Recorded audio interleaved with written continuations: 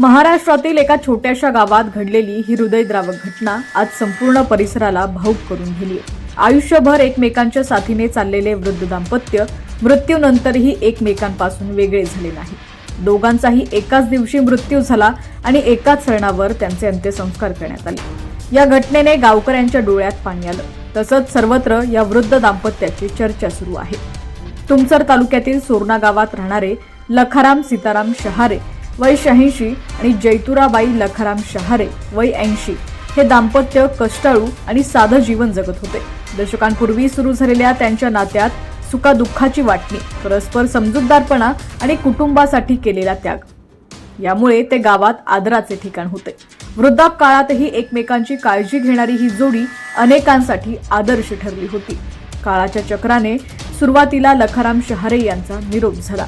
घरातील मुख्य आधार गमावल्यानं कुटुंबावर दुःखाचा डोंगर कोसळला. नातेवाईक, शेजारी आणि गावकरी शोक व्यक्त करत असताना जैतुराबाईंना सर्वात मोठा धक्का बसला. ज्यांच्यासोबत आयुष्यभर प्रत्येक क्षण जगला, त्यांच्या अचानक विरहाने त्यांच्या मनाला आणि शरीराला तग धरता आली नाही. पतीचा मृतदेह घरात असताना जैतुराबाईंना तीव्र भावनिक धक्का बसला. शोक, आठवणी आणि एकाकीपणाचा ताण इतका तीव्र होता की त्यांनी अवघ्या 8 तासांच्या अंतराने प्राण सोडले. एकाच दिवसात घरातील 2 मुख्य आधारस्तंभ निघून गेल्यानं संपूर्ण गाव शोकाकुल झालं. ही घटना गावकऱ्यांसाठी अतिशय वेदनादायी ठरली.